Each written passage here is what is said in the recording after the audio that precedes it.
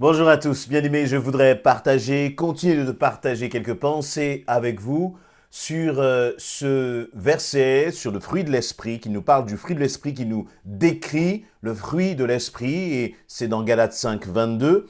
Mais le fruit de l'esprit, c'est l'amour, la joie, la paix, la patience, l'amabilité, la bonté, la fidélité, la douceur, la maîtrise de soi. La loi ne condamne pas, certes, de telles choses.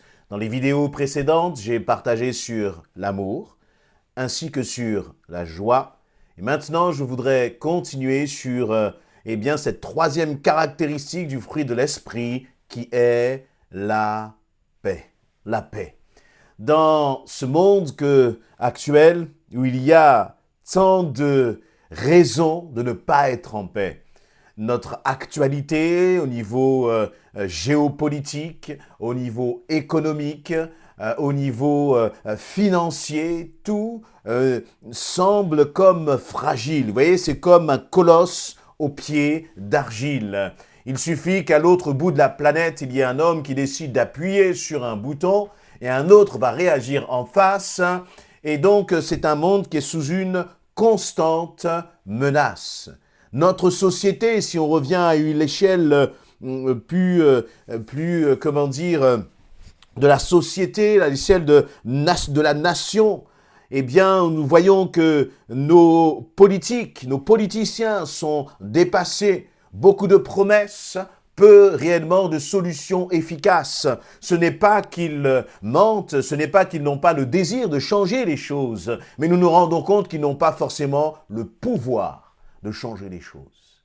Et puis, lorsque tu regardes peut-être dans ton entreprise, et ton entreprise est chahutée économiquement, on parle de licenciement, on regarde au niveau de la famille, dans notre cellule familiale. Peut-être que c'est ton couple qui est en danger, qui traverse une tempête. Peut-être que c'est dans les relations avec tes enfants, c'est compliqué aussi, là, peut-être pour toi. Mais en tout cela, nous pouvons garder une chose et conserver une chose, c'est la paix. La paix. Et c'est ce que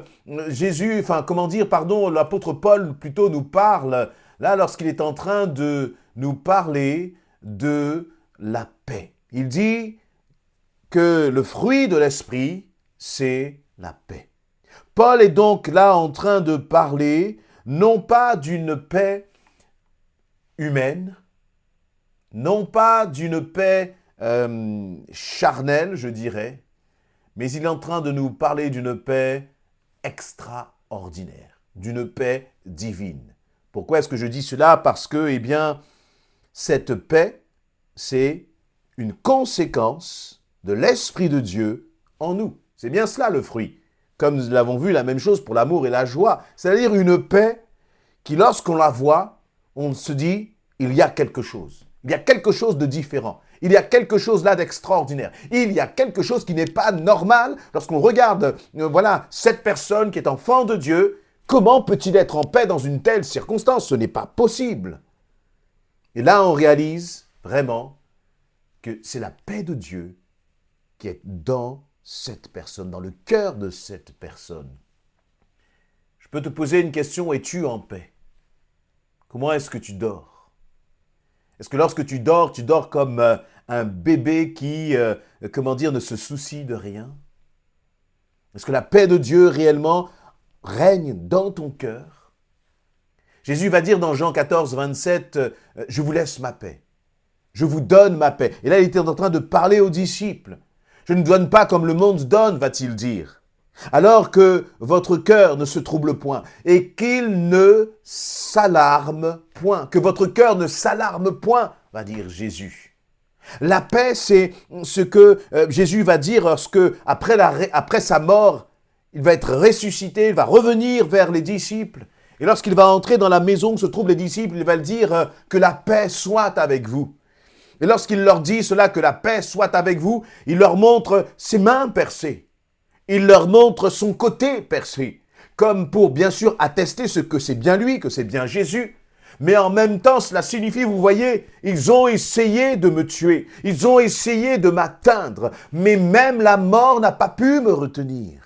Et lorsque vous voyez l'image d'un Jésus avec les mains percées qui vous dit « Sois en paix », alors on est encouragé, on est fortifié par cela.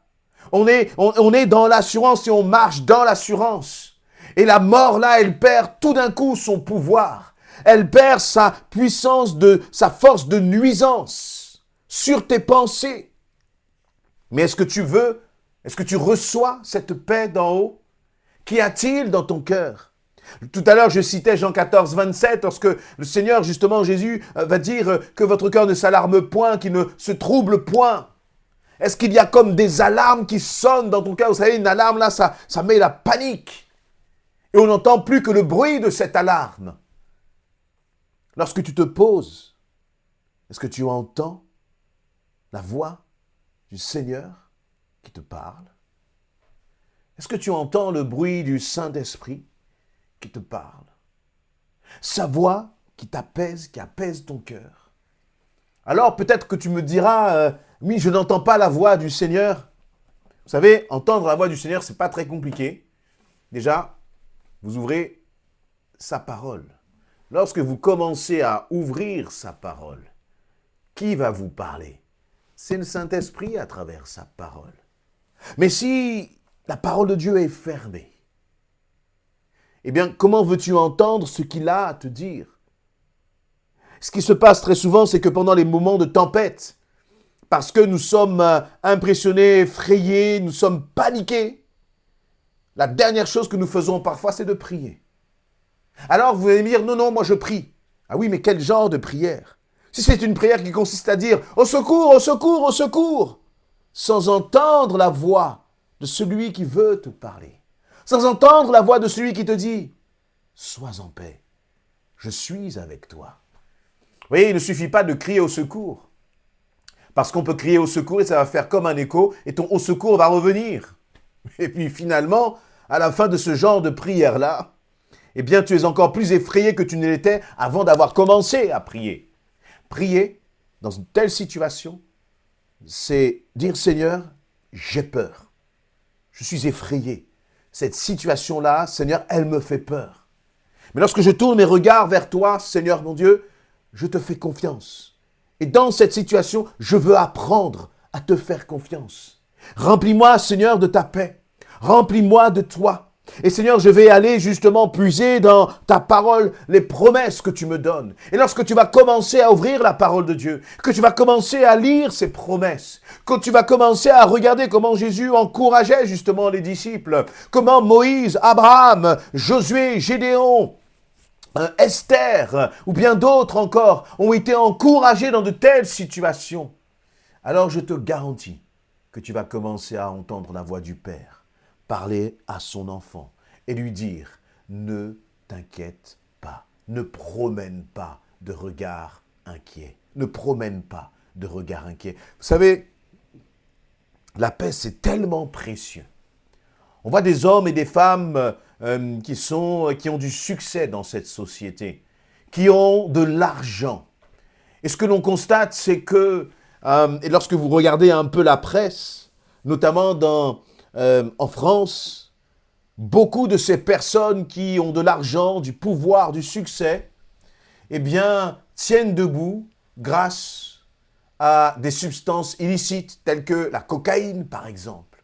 Vous regardez ces gens de l'extérieur, vous dites, mais ils ont tout, ils n'ont besoin de rien. Ils ont tout, mais tout leur argent et tout leur pouvoir ne peut pas acheter la paix. D'ailleurs, plus vous avez de l'argent, plus vous avez du pouvoir, et derrière, plus vous avez des responsabilités, moins vous êtes en paix. Moins vous êtes en paix.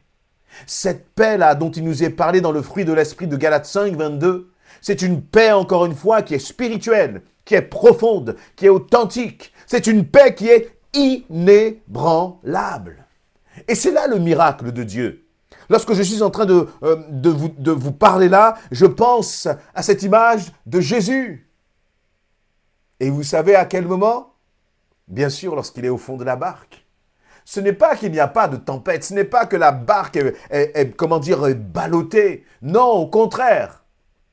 Il y a une tempête telle que les disciples ont peur, ils sont effrayés. Et lorsque nous parlons des disciples, il y en a parmi eux qui étaient des pécheurs, c'est-à-dire des hommes expérimentés, des hommes qui avaient l'habitude d'affronter ce genre de tempête. Mais laissez-moi vous dire que là, à ce moment-là, il n'y avait plus personne.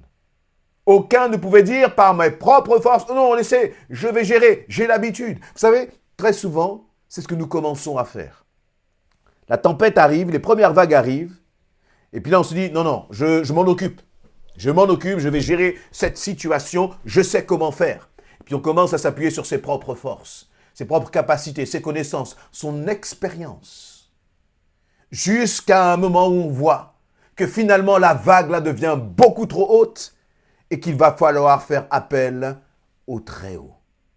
Il va falloir faire appel à celui qui est la paix, Jésus-Christ. Et c'est à partir de ce moment-là que finalement on commence à expérimenter la paix d'en haut. La paix qui est inébranlable, quelles que soient les circonstances. Ça va mal avec ton époux. C'est difficile avec tes enfants. Tu les vois dans une situation qui est compliquée.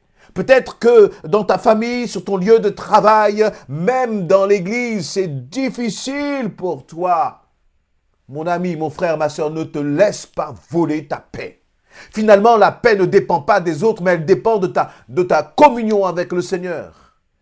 Tu ne pourras pas pointer les autres du doigt en disant « mais je ne suis pas en paix à cause de lui, à cause de cette situation ». Non. Ça, c'est la paix charnelle, c'est la paix d'ici-bas. Parce que si c'est pour être en paix, à chaque fois que tout se passe bien, Jésus-Christ, nous n'aurions pas besoin, du fruit de l'Esprit. Si nous avons besoin du fruit de l'Esprit, c'est parce que nous avons besoin de vivre cette dimension de la paix extraordinaire, une paix miraculeuse. Alors en même temps, pour vivre cette paix miraculeuse, il faut accepter de passer par les tempêtes. Parce que si la vie chrétienne, c'est « tout va bien, je vais bien », alors comment veux-tu vivre cette paix miraculeuse? Non, cette paix miraculeuse, elle se manifeste, elle se distingue, on la voit pendant les moments de trouble, pendant les moments de tempête, pendant les moments d'épreuve. Est-ce que ton cœur reste en paix? Tu peux avoir quelques instants, quelques moments de panique, mais ressaisissons-nous, bien-aimés, parce que le Seigneur est là. Vous voyez, le Seigneur n'est pas comme les hommes qui vont fuir quand il faut faire face aux responsabilités. Non, le Seigneur, au contraire, c'est à ce moment-là qu'il va camper devant toi, en te disant, je suis ton refuge, je suis un puissant abri, je suis ton rocher, je suis ton protecteur, je suis ton bouclier. Tu peux t'appuyer sur moi. Ne crains pas, parce que je suis l'Éternel Dieu le Tout-Puissant. Je suis l'Éternel des armées. Alors que la paix de Dieu soit sur toi, soit sur ton cœur, soit sur tes pensées. Mais vous savez, la paix, c'est comme un cadeau. Il faut le prendre, s'en saisir et le recevoir. Et ce fruit de l'Esprit en toi, en moi, a besoin de grandir, a besoin d'être arrosé encore par le Saint-Esprit. Si c'est le fruit de l'Esprit, c'est que c'est l'Esprit qui va faire grandir cette paix en toi. Comment est-ce que tu peux être plus en paix encore? Comment peux-tu grandir et croître dans cette dimension de paix? Simple. Cultive ton intimité et ta relation avec Dieu. Et ce que je suis en train de dire là, bien-aimé, c'est valable pour l'amour, la joie, la paix, la patience, l'amabilité, la bonté, la fidélité, la douceur, la maîtrise de soi. Mais quand on est en panique, c'est difficile de rester connecté au Seigneur. Parce qu'on commence à aller au gré du vent. Vous voyez, quelqu'un te dit, va, tu vas trouver de l'aide à tel endroit, va à tel autre endroit, ça va t'aider, va à tel autre, etc. Et puis on court à droite ou à gauche. Stop. Pose-toi. Prends du temps avec le Seigneur. Reconnecte avec le Saint-Esprit. Et tu vas voir que ce fruit de l'Esprit va être encore arrosé. Et la paix de Dieu va régner en toi. Toi-même, tu seras la première personne surprise par l'environnement cataclysmique et le contraste avec la paix qui sera dans ton cœur. Alors, comme l'a dit Jésus à ses disciples, eh bien, je vous dis, bien-aimés, soyez en paix. Amen.